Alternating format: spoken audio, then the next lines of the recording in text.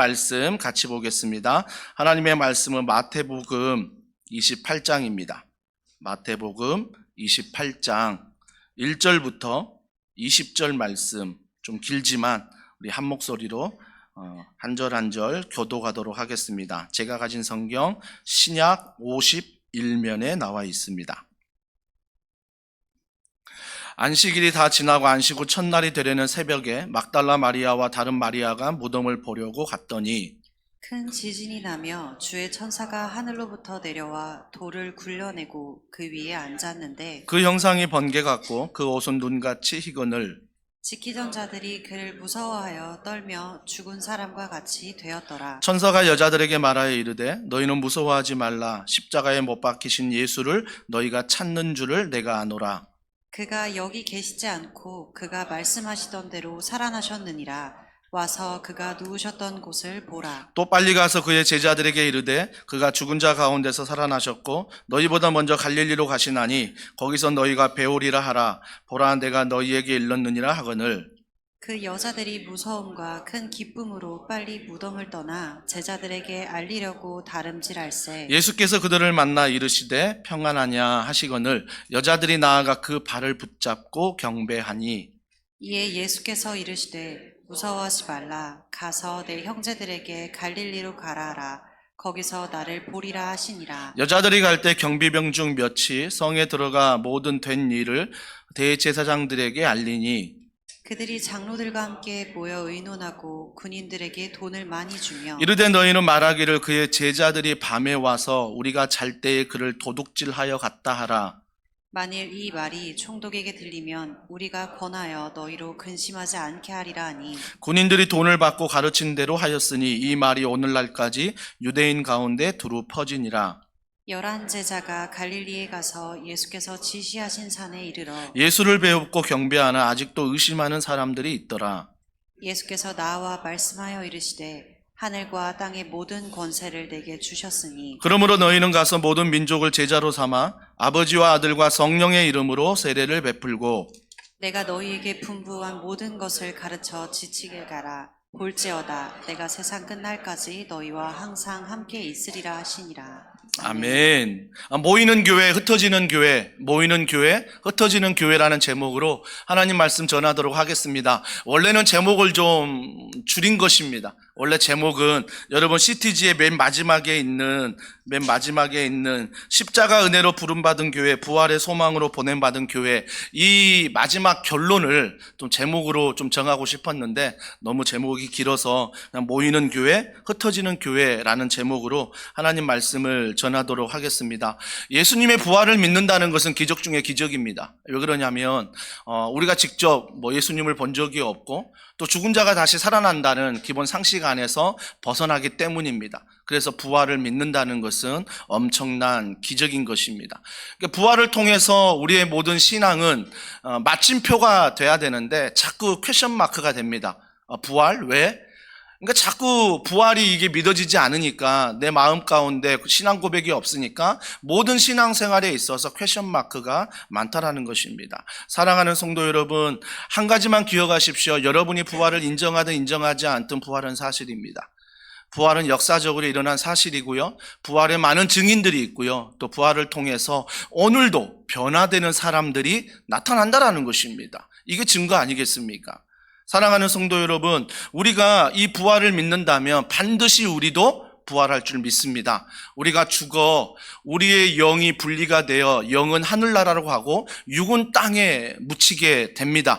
하지만 예수님이 다시 오신다 하셨습니다. 다시 오실 때 성경에 보면 죽었던 그 몸이 다시 일어나 정말 하나님과 함께하는 그 연합된 몸으로서 우리가 다시 부활을 맛본다라고 성경은 이야기를 하고 있습니다. 이런 놀라운 부활의 은혜가 또 오늘 하루 여러분 가운데 넘치기를 원하고요. 이 부활의 소망이 여러분이 예배하는 52주마다 살아가는 365일마다 부활의 소망으로 살아가는 여러분이 되길 다시 한번 한번 주님의 이름으로 축복합니다. 오늘 1절은 이렇게 시작합니다. 안식일이 다 지났다라고 말합니다. 안식 후 첫날이 되려는 새벽에 라고 말하고 있습니다.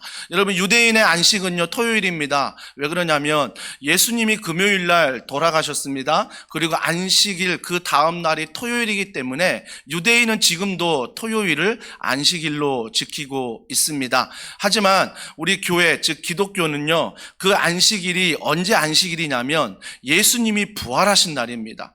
부활하신 날에 우리가 기념하여 함께 예배를 드리는 것입니다. 유대인들은 여전히 토요일 날 안식일로 알지만 우리는 부활하신 그 주일 아침, 그 주일이 바로 우리에게는 주일이요 안식일이 된다는 것입니다.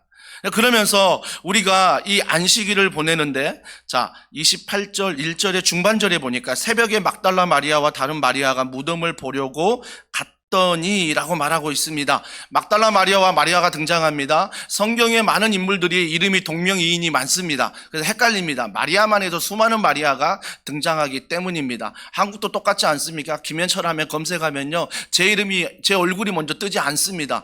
더보다 더 유명한 분들 이름이 먼저 뜹니다. 수많은 김현철의 이름을 갖고 있듯 그 당시에도 막달라 마리아라는 이름을 많은 사람들이 가지고 있었습니다. 근데 막달라 마리아와 다른 마리아가 무덤을 보려고 새벽에 갔다라고 말합니다.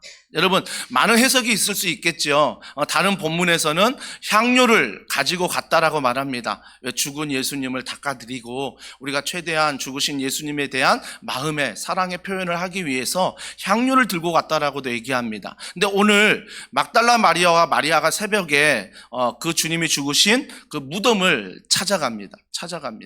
찾아가는데 어떤 일이 벌어지냐면 2절과 3절입니다. 큰 지진이 나며 주의 천사가 하늘로부터 내려와 돌을 굴려내고 그 위에 앉았는데 그 형상이 번개같고 그 옷은 눈같이 희거늘이라고 말합니다. 주님이 부활하실 때 이런 지진과 또 놀라운 돌이 굴러가는 장면, 또 천사가 나타난 장면, 이 세 장면이 부활을 통해서 나타나고 있다라는 것입니다. 여러분, 지진이라는 것은요, 구약에 보면 또 신약에도 나타나지만 또 심판으로도 나타날 수 있습니다. 하지만 또 다른 본문에서는 지진이 하나님의 임재입니다. 하나님의 임재가 나타나는 거예요. 하나님이 나타나실 때 동행하신다는, 하나님이 함께 하신다는 그 모든 증거가 지진을 통해서 나타나기도 합니다. 학개서 말씀을 보면 지진이 일어나는데 하늘과 땅에 지진이 일어난대요. 바다와 육지에도 지진이 일어난다고 합니다. 근데 그 지진이 일어나는 이유는 학개서 2장에 보면 뭐라고 말하냐면 보배가 오시기 때문이다라고 말합니다.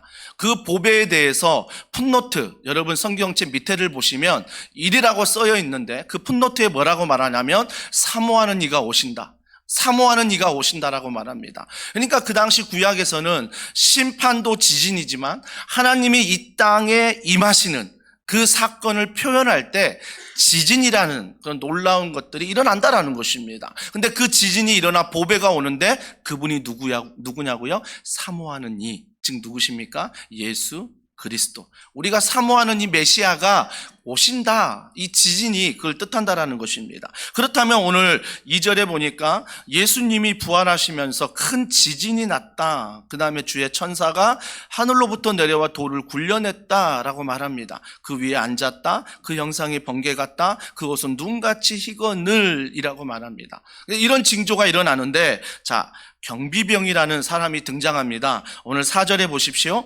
지키던 자들이 그를 무서워하여 떨며 죽은 사람과 같이 되었더라. 여러분 한번 생각해 보자고요. 지진만 일어나도요, 사람이 두렵습니다. 무섭습니다.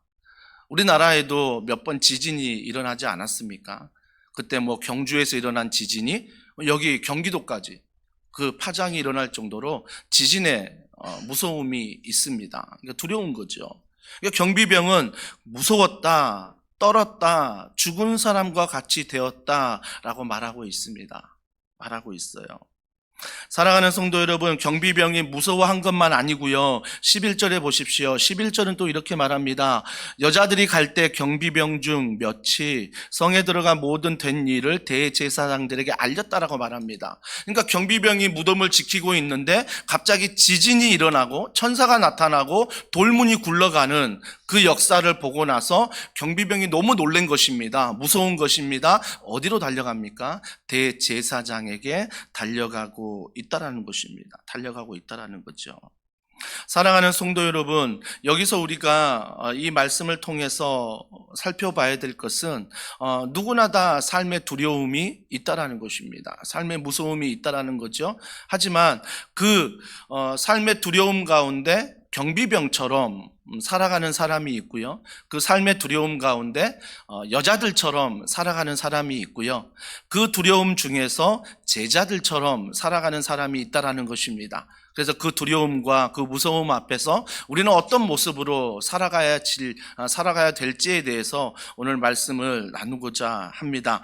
그러면서 먼저 천사가 여자들에게 말합니다. 여자들에게 5절과 7절인데요. 천사가 나타나서 5절에 뭐라고 말합니까? 무서워하지 말라. 여자들도 얼마나 무서웠겠습니까? 근데 무서워하지 말라. 먼저 천사가 경비병에게 말하는 게 아니라 여자들에게 말하고 있다라는 것입니다. 그러면서 5절 중반절에 보십시오. 십자가에 못 박히신 예수를 너희가 찾는 줄을 내가 아노라. 6절에 그가 여기 계시지 않고 그가 말씀하신 대로 살아나셨느니라. 여러분, 부활은요 갑자기 일어난 게 아닙니다. 이미 주님이 말씀하셨습니다. 부활에 대해서 말씀하셨다는 거예요. 그러니까 말씀하신 대로 일어났다라는 것입니다. 근데 우리는 어떻습니까? 성경을 읽고 듣고 공동체 성경 읽기를 하고 수많은 훈련을 받고 주일 예배 꼬박꼬박 드리고 있는데 그가 말씀하신 대로 일어난 일임에도 불구하고 우리는 놀란다는 것입니다. 우리는 두려워한다는 것입니다. 우리는 무서워한다는 것입니다. 이게 나쁜 게 아니에요. 이게 인간의 연약함입니다. 인간의 한계죠. 여전히 말씀을 들어 알고는 있는데 그 상황이 되면 어때요? 두려운 거죠. 무서운 거죠. 그런데 천사가 찾아와서 두려워하지 말라, 무서워하지 말라 말하면서 그가 살아나셨다라고 말합니다. 6절 하반절에 이렇게 말합니다. 그가 누우셨던 곳을 보라. 확인해 보라는 거죠. 확인해 보라. 7절에 또 빨리 가서 그의 제자들에게 이르되 그가 죽은 자 가운데서 살아나셨고 너희보다 먼저 갈릴리로 가시나니 거기서 너희가 배우리라 하라. 보라 내가 너희에게 일렀느니라 하거늘 이라고 말합니다. 갈릴리로 가라는 것입니다. 예수님이 그곳으로 가셨다는 것입니다. 예수님이 그곳에 가셨으니까 너희들도 빨리 제자들에게 말해서 갈릴리로 가라. 이 세 가지 말씀을 하셨어요. 무서워하지 말라, 그가 살아나셨다, 제자들에게 전해라, 빨리 갈릴리로 가라고. 예수님이 그곳으로 가셨다라는 것입니다. 가셨다라는 거죠. 왜 갈릴리로 가라 하셨을까? 우리 마태복음 26장 32절과 32절을 같이 읽습니다. 시작. 그때 예수께서 제자들에게 이르시되 오늘 밤에 너희가 다 나를 버리리라. 기록된 바 내가 목자를 치리니 양의 떼가 흩어지리라 하였느니라. 그러나 내가 살아난 후에 너희보다 먼저 갈릴리로 가리라. 이미 주님이 말씀하셨습니다. 말씀하셨는데 그 말씀하신 대로 부활하신 다음에 제자들에게 빨리 알려라. 내가 갈릴리로 가겠다고. 그 제자들도 갈릴리로 오라고 하십니다. 왜 부활하신 다음에 주님은 갈릴리로 제자들을 오라 했을까요? 여러분 성경을 보십시오. 주님이 갈릴리 그곳에서 많은 제자들을 부르셨습니다. 너는 나를 따르라. 너는 나를 따르라. 따르라 말씀하시면서 그 제자들의 다양한 반응을 통해서 주님을 따라갔습니다. 어떤 제자는 뭐예요? 자기의 그물을 버려두었습니다. 자기의 생업이었거든요. 자기의 먹고 사는 일이었습니다. 생업이고 먹고 사는 일인데 그걸 버리기가 쉽지 않습니다. 근데 그걸 버려두고 주님을 따라간다라고 합니다. 그때 그 제자들은 그랬습니다. 그건 사실입니다. 그건 진실입니다. 거짓된 고백이 아니었습니다. 근데 십자가 앞에서 부활하신 주님 이 사건 앞에서 제자들은 어디 있습니까? 다 도망갔습니다. 다 도망가고 어떤 제자는 멀리 있습니다. 우리가 오늘 말씀을 읽었지만 어떤 제자는 여전히 의심하고 있다라고 말하고 있습니다. 사랑하는 성도 여러분, 우리는 제자들에게 돌을 던질 수 없습니다. 왜 그러냐면 나 또한 그런 일을 당한다면 제자보다 더하지 않을까요? 제자보다 더하지 않을까요? 예수님이 3번 부인하는 것, 아니 그보다 전 더할 것 같습니다. 왜요? 내가 살아야 되기 때문에. 내가 살아야 되기 때문에. 그 두려움과 무서움 앞에서 하나님의 말씀이 작동하는 게 아니라 여전히 내 안에 있는 욕심과 내 안의 생각이 작동하는 것이 바로 인간이라는 것입니다. 그게 한계라는 것입니다. 그러면서 갈릴리로 오라라고 말씀하신 것은 아마 이런 마음 아니었겠습니까? 너희들이 십자가, 부활 이 사건 앞에 다 도망갔지만, 나를 부인했지만, 무섭고 두려워하지만 갈릴리로 오라는 것은 다시 너희들의 신앙을 회복하자는 것입니다. 다시 회복하자는 거예요. 여러분, 여러분에게 신앙과 같은 고향은 어디입니까? 저는 하늘산 기도원이 저에겐 늘 신앙의 고향입니다.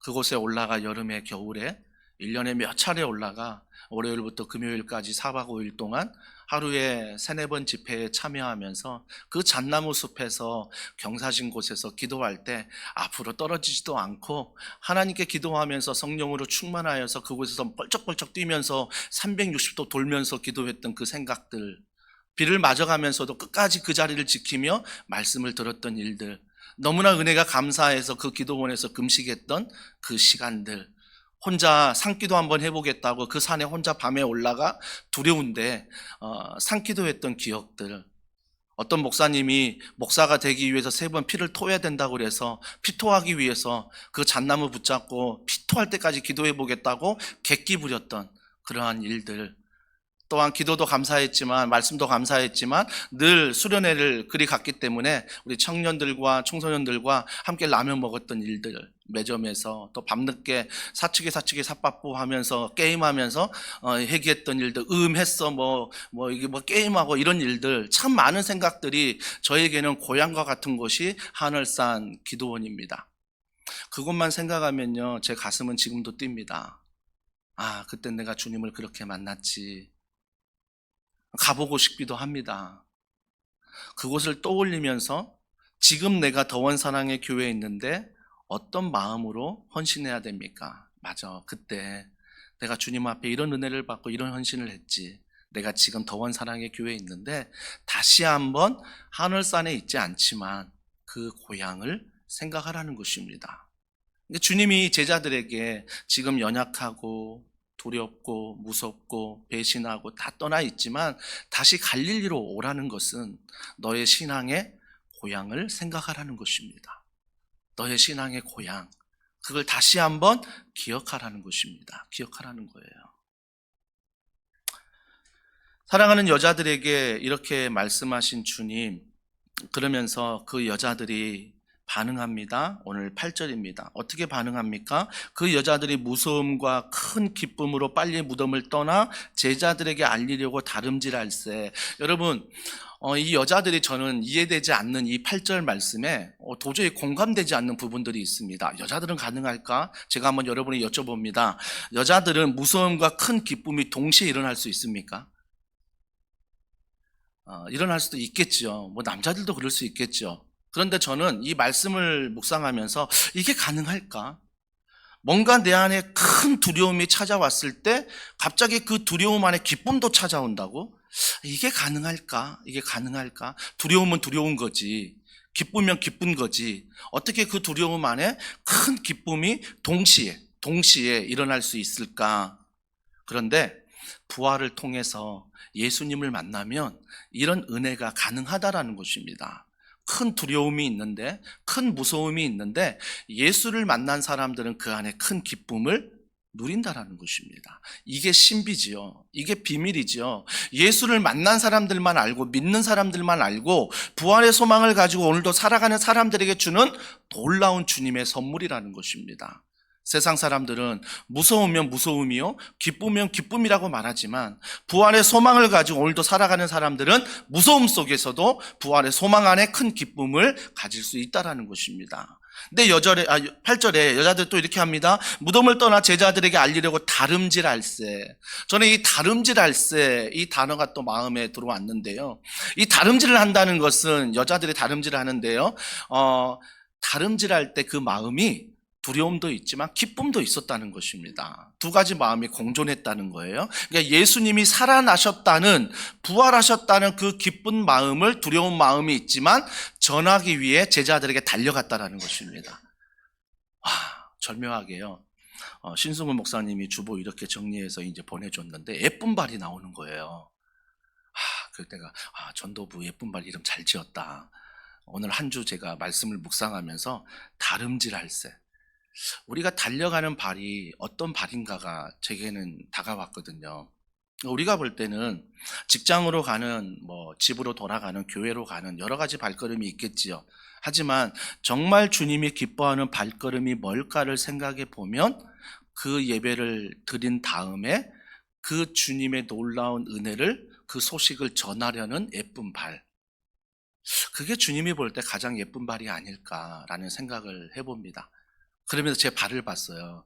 진짜 제가 축구 좋아해서 막 시커멓게 멍들고 발톱 거의 열 발가락에 거의 발톱이 다 빠졌거든요. 축구하면서.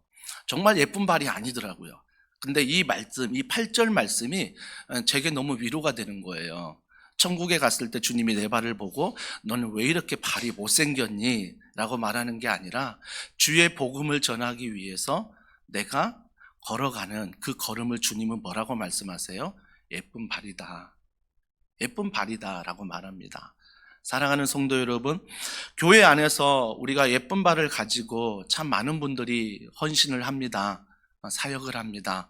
제가 늘 주일마다 3, 4, 5층을 다닐 때에 너무나 귀한 분들을 많이 보게 됩니다.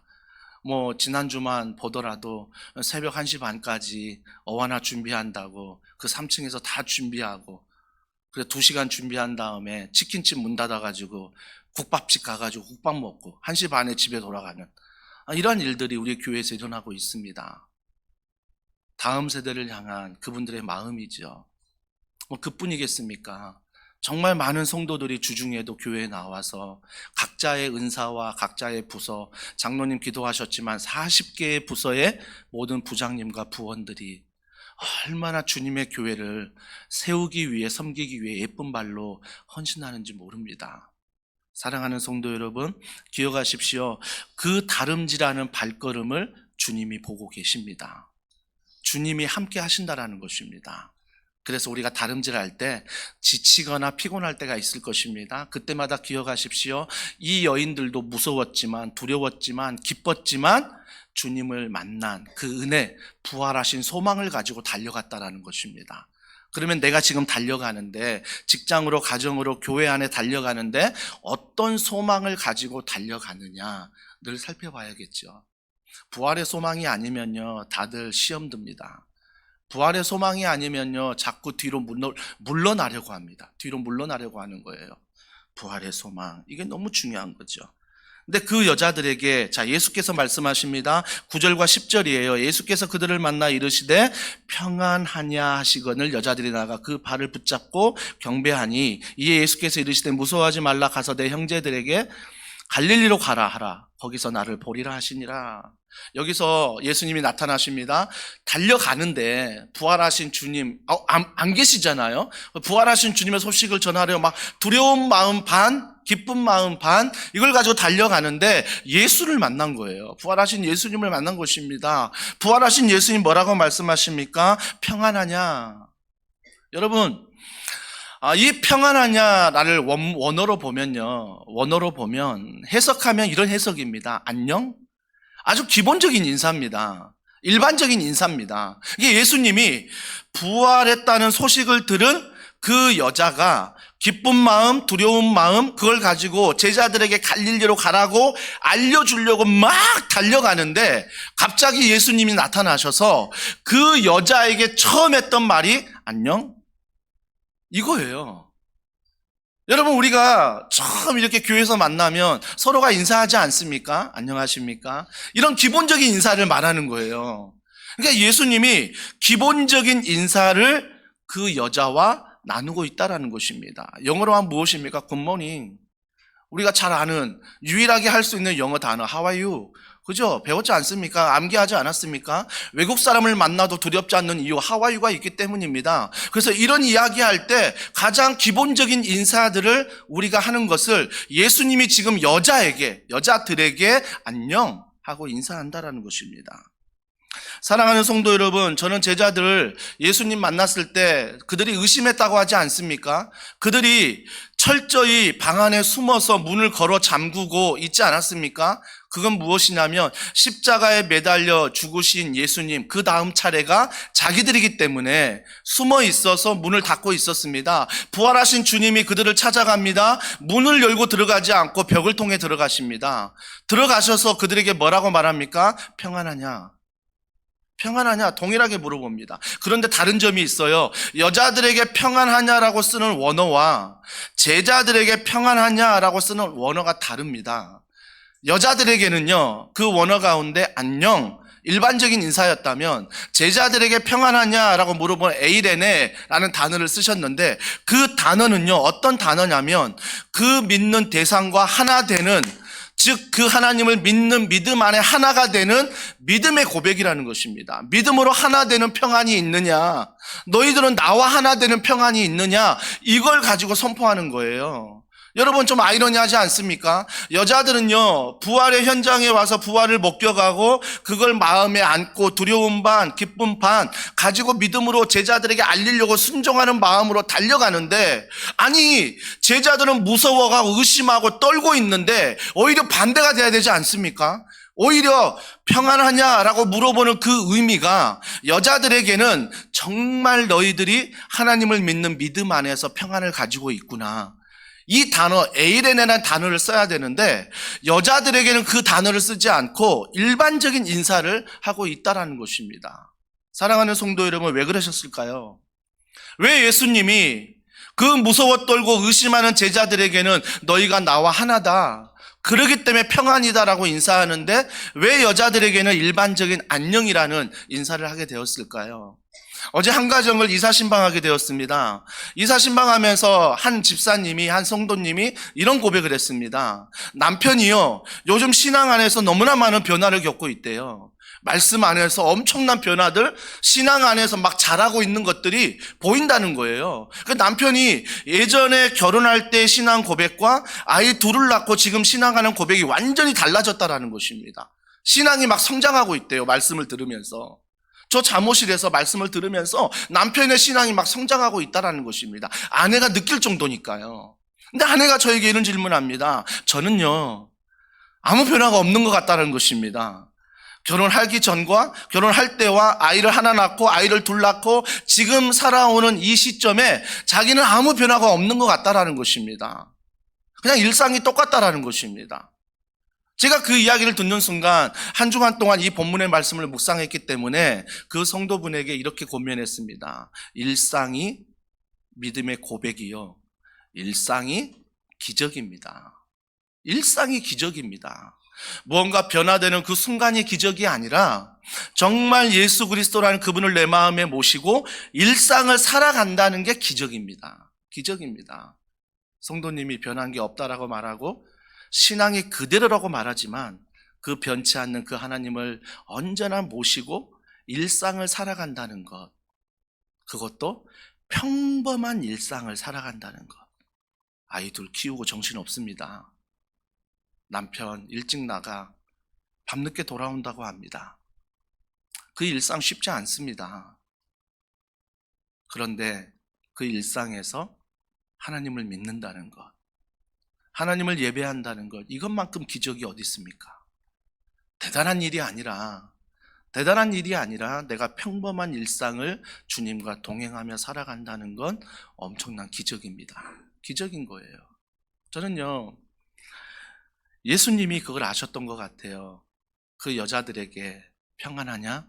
일상적인 인사를 하는 이유는 일상의 삶이 평범할지라도 그 일상의 삶이 평범하지만 그것이 바로 부활의 소망을 가지고 살아가는 삶일 때 그게 바로 기적이다, 그게 바로 놀라운 변화다 라고 여자들에게 말씀하고 있다는 것입니다. 사랑하는 성도 여러분, 그래서 우리는요, 제자반도 이렇게 간증하라고 하면 바울 형들은요, 간증을 기다렸다는 듯이 간증을 합니다. 왜? 내가 만난 하나님이 확실하기 때문에. 근데 간증하라고 하면 작아지는 분들이 있습니다. 디모데 형입니다. 모태신앙인 분들. 내가 어떻게 주님을 만났지? 그렇게 막 바울처럼 막 하나님의 음성을 듣거나 예수님을 보거나 막 그러지 못했거든요. 근데 제가 늘 말합니다. 지금까지 모태신앙이지만 꾸준히 하나님을 믿으며 신앙생활을 했다는 것이 기적입니다. 그게 기적인 거예요. 간증이 없는 게 아니에요. 이게 하루하루가 기적인 거죠. 하루하루가. 사랑하는 성도 여러분, 그래서 주님은 일상에 대해서 그 여인들에게 묻습니다. 근데 그 질문을 동일하게 나에게 합니다. 현철아, 평안하냐? 안녕? 오늘도 부활의 소망 가운데 두려움이나 기쁨이나 있을 때 나를 바라보며 나를 의지하며 하루를 살아가느냐 물어보는 것입니다. 물어보는 거예요. 그러면서 그 여자들에게 이제 말씀하신 주님은 갑자기 22절에 28장 우리가 11절에 뭔가 앵글이 다른 데로 돌아갑니다. 11절 보십시오. 여자들이 갈 때 경비병 중 몇이 성에 들어가 모든 된 일을 제사장들에게 알렸다고 말하지 않았습니까? 그러니까 경비병이 했던 것은 무서워했던 거고요. 또한 대제사장에게 지금 있는 일들을 알리는 게 경비병이 할 일이었어요. 다 대제사장에게 알립니다. 12절 보세요. 그들이 장로들과 함께 모여 의논하고 군인들에게 돈을 많이 주며 이르되 너희는 말하기를 그의 제자들이 밤에 와서 우리가 잘 때 그를 도둑질하여 갔다 하라. 만일 이 말이 총독에게 들리면 우리가 권하여 너희로 근심하지 않게 하리라 하니 어떤 일을 벌입니까? 돈을 줍니다. 근데 그냥 돈을 줘서는 입을 막을 수 없어요. 성경 뭐라고 말합니까? 많이 주었다라고 말합니다. 돈을 많이 주었대요. 입 다물어라. 지진이 일어났던 것, 천사가 나타났던 것, 돌이 굴러갔던 것, 너희들이 분명히 무덤을 봤을 텐데 예수의 시체가 없었다는 것, 입 다물어라. 많은 돈을 그들에게 주었다라는 것입니다. 돈을 주었다는 거죠. 그러면서 뭐라고 변명하라고 합니까? 제자들이 와서 가져갔다라고 해라. 훔쳐갔다고 해라. 라고 말합니다. 그래서 부활절을 역사적으로 설명할 때 어떤 이야기들이 나오냐면 예수님이 잠시 기절했다가 다시 살아난 거다. 기절설이 있습니다. 정말 맞습니까? 성경을 똑바로 읽으셔야 됩니다. 마지막 예수님이 죽으실 때 많은 군사들이 창으로 옆구리를 찔러서요, 피가 다 흐르는 걸 확인했습니다. 숨이 멈추는 걸 많은 군병들이 확인했고요. 그 옆에 있는 모든 제자들도 멀리 있었지만 예수님의 죽음을 이미 확인했습니다. 기절설, 말도 안 되는 설입니다. 또 하나 얘기하죠. 제자들이 훔쳐갔다, 도둑설 이야기합니다. 여러분, 성경을 자세히 보시면요, 돌을 임봉했다라고 말합니다. 인간의 힘으로 굴릴 수가 없어서 주님도 하나님도 지진을 통해서 그 돌을 굴리셨습니다. 인간의 힘으로 굴릴 수 없는 돌이었습니다. 근데 도둑설이 있는 거죠. 제자들이 예수님의 시체를 훔쳐가고 부활했다라고 거짓말하고 있다라고 말합니다. 근데 전 여기서 세상은 그럴 수 있습니다. 세상은요, 얼마든지 돈으로 다 막으려고 합니다. 세상은요, 말하면 거짓말입니다. 늘 거짓말이에요. 세상은요, 누구에게 잘 보이려고 합니까? 총독에게 잘 보이면 되는 것입니다. 대빵에게 잘 보이면 되는 거예요. 지금 내가 돈을 많이 받아서 거짓말을 할지라도 내가 출세하면 되는 거고, 내가 위에 사장에게만 인정받으면 되는 것입니다. 상관없는 게 바로 세상의 논리라는 것입니다. 이 세상의 논리가 그대로 지금 대제사장과 바리새인과 그 모든 종교 지도자들에게 동일하게 있다는 것입니다. 동일하게 있다는 거예요. 세상은 그렇다라고 봅니다. 하지만 여기에서 제가 궁금했던 건 무엇이냐면, 세상이 그런데 왜 그 세상에 그런 이들이 경비병을 세웠을까? 경비병을 세웠을까? 성경은 이렇게 말합니다. 앞에 우리가 마태복음 28장을 읽었지만 앞에 26장, 27장을 읽으면요, 이렇게 말합니다. 대제사장과 그들이 뭐라고 말하냐면, 야, 예수님이 십자가에 죽었지만 그가 말씀하신 대로 사흘 만에 살아나면 어떡하냐. 왜요? 예수님이 사흘 만에 살아나신다라고 이미 얘기하셨기 때문에 그 이야기를 기억하고 있는 거예요. 그래서 군병들에게 뭐라고 말합니까? 가서 3일만 지켜. 3일만 지켜라. 그래서 경비병을 파견한 거예요. 그래서 그 무덤을 지킨 거예요. 지킨 거. 여러분, 그래서 기절설과 도둑설은요, 더 힘을 잃습니다. 이미 죽은 걸 그들도 알고 있는데 주님이 하신 말씀이 마음에 꺼림직한 거예요. 사흘 만에 살아난다고 하셨거든. 가서 너희들이 지켜. 너희들이 지켜.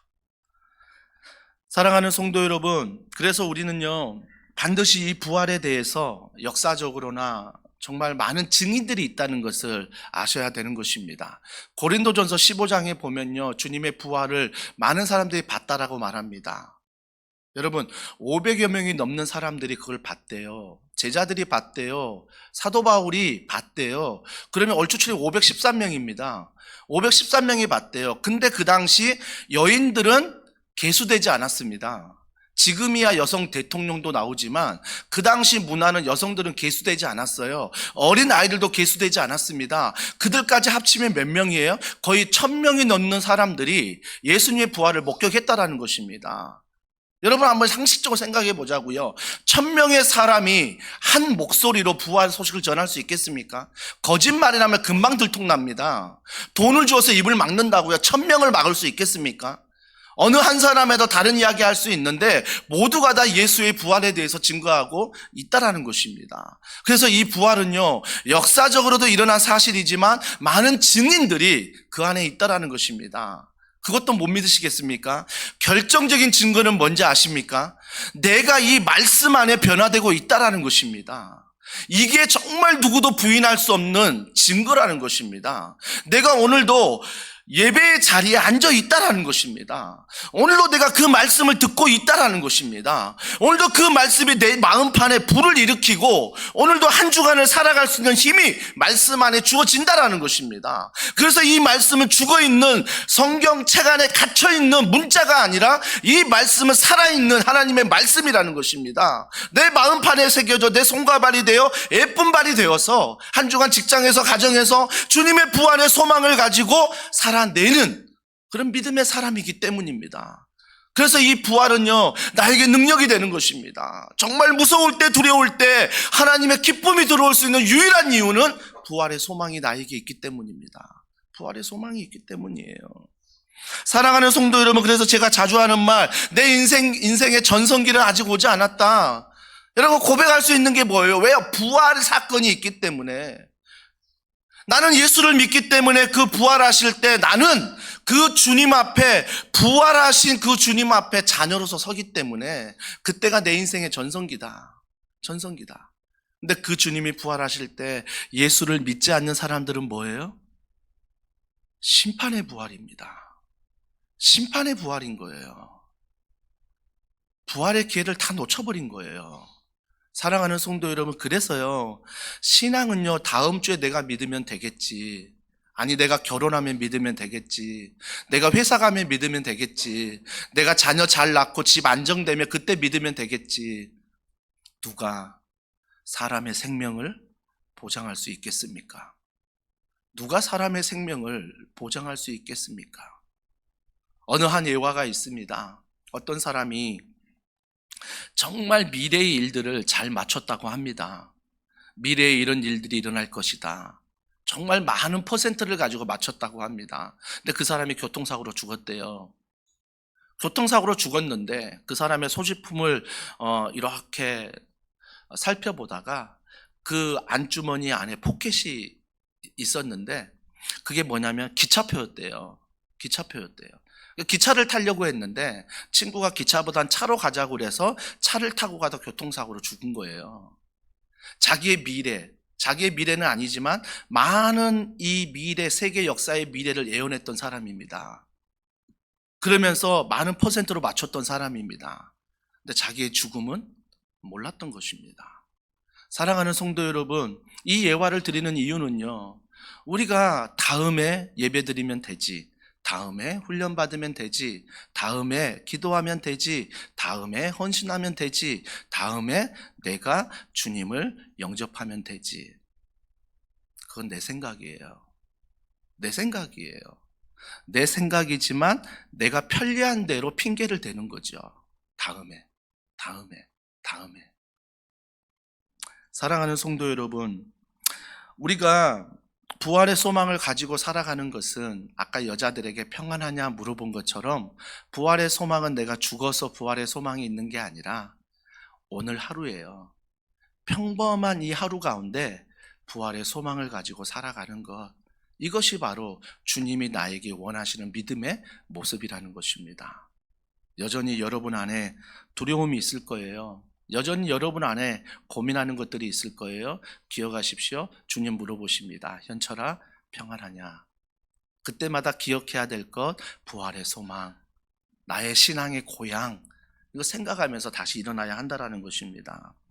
그러면서 16절, 20절에 보니까 부활하신 예수님을 만난 제자들이 나옵니다. 16절에 보십시오.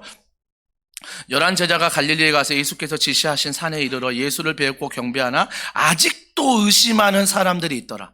제자들이 아직도 의심합니다. 여러분, 우리는 옛날에요, 의심하면 믿음이 없다라고 책망받았습니다. 그래서 감히 질문하지 못했고요, 감히 의심한다라고 말하지 못했습니다. 그러나 여러분, 정말 맞습니까? 의심하면 지옥 갑니까? 내가 질문하면 지옥 가는 것입니까? 아니요. 질문하지 않고 지옥 가는 것보다 질문하는 게 훨씬 낫습니다.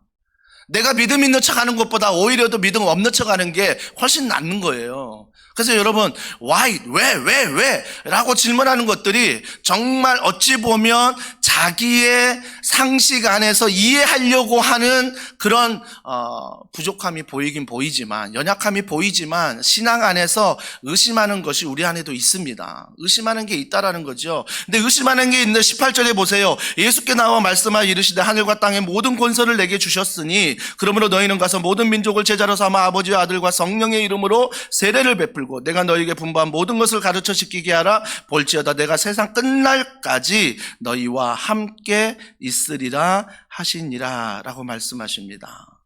사랑하는 성도 여러분, 주님이 몇 가지 명령하십니다. 아직도 의심하는 그들에게 하늘과 땅의 모든 권세를 준다. 그러면서 가라 라고 말씀하십니다.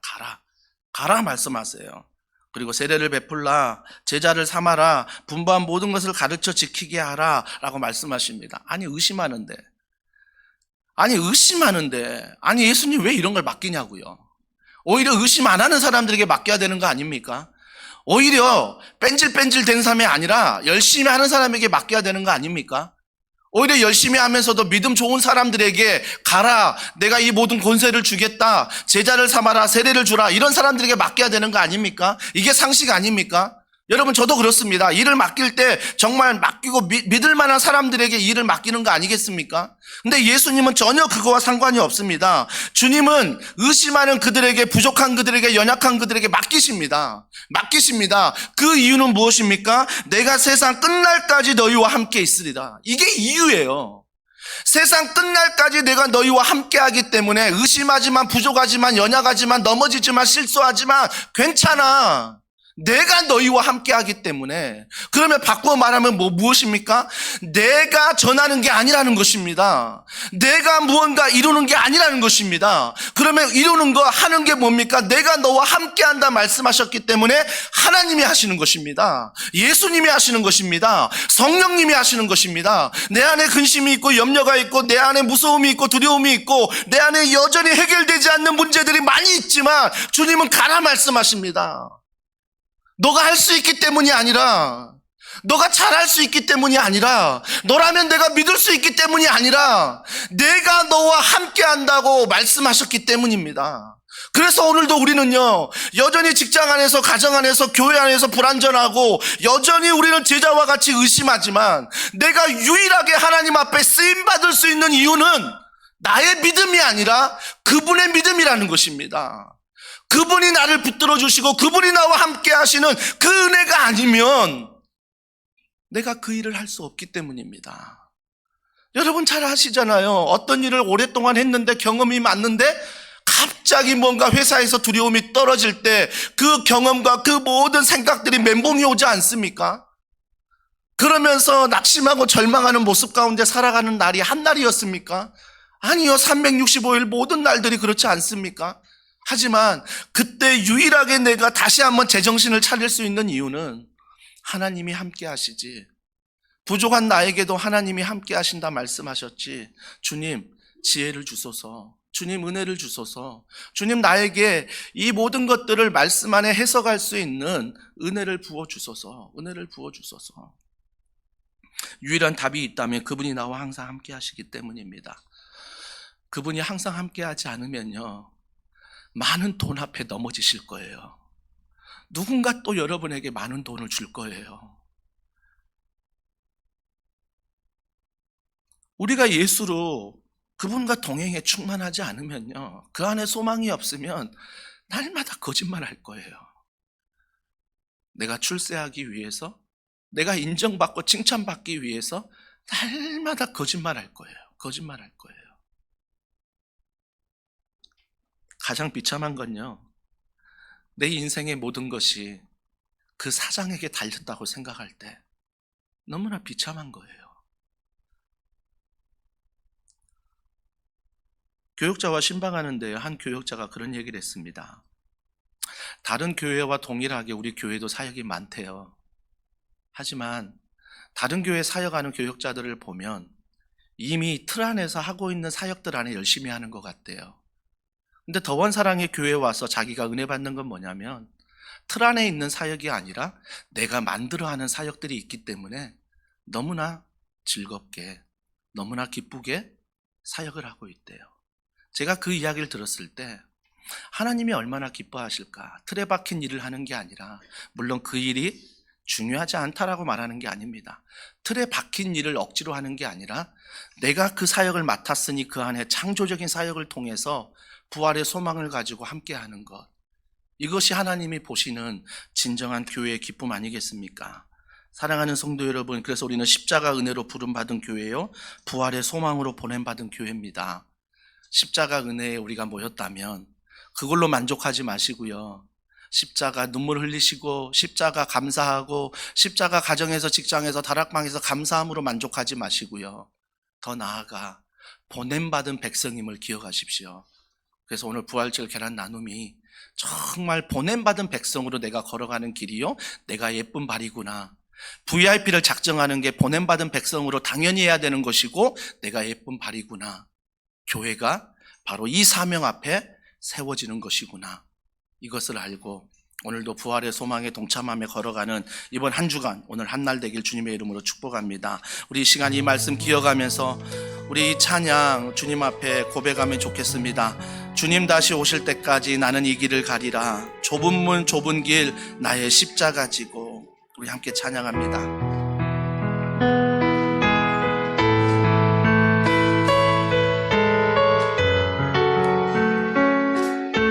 부활의 소망을 가지고 찬양합니다. 주님 다시 오실 때까지. 주님 다시 오실 때까지 나는 이 길을 가리라. 좁은 길 나의 십자가 지고. 우리는 인생의 끝을 압니다. 나의 가는 이 길 끝 나는 주님을 보리라. 나는 주님을 보리라. 그 주님이 어떤 분이십니까? 영광의 내 주님. 주님 약속하셨습니다. 주님 다시 오실 때까지 나는 일어나. 주님 다시 오실 때까지 이 여인처럼 나는 일어나 달려가리라. 주의 영광 온 땅 덮을 때 하나님이 함께 하십니다. 나는 일어나 노래하리. 우리가 고백합니다. 내 사모하는 주님. 그분이 누구십니까? 온 세상 구주시라. 내 사모하는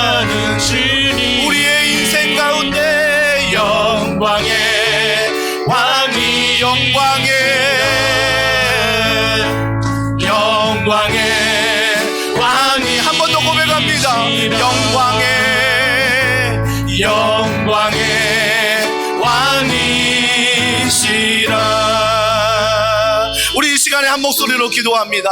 하나님, 더원 사랑의 교회가 모이는 교회 되게 하여 주시옵소서. 십자가 은혜를 자랑하는 교회 되게 하시고, 또한 그 은혜 가운데 흩어지는 교회가 되게 하여 주시옵소서. 부활의 소망을 가지고 우리가 흩어져서 주의 복음을 증거하는, 주의 부활의 소망을 증거하는 예쁜 발이 될 수 있도록 우리의 걸음을 이번 한 주간 붙들어 달라고, 주여 은혜를 베풀어 달라고 우리 이 시간에 한 목소리로 함께 기도하시겠습니다.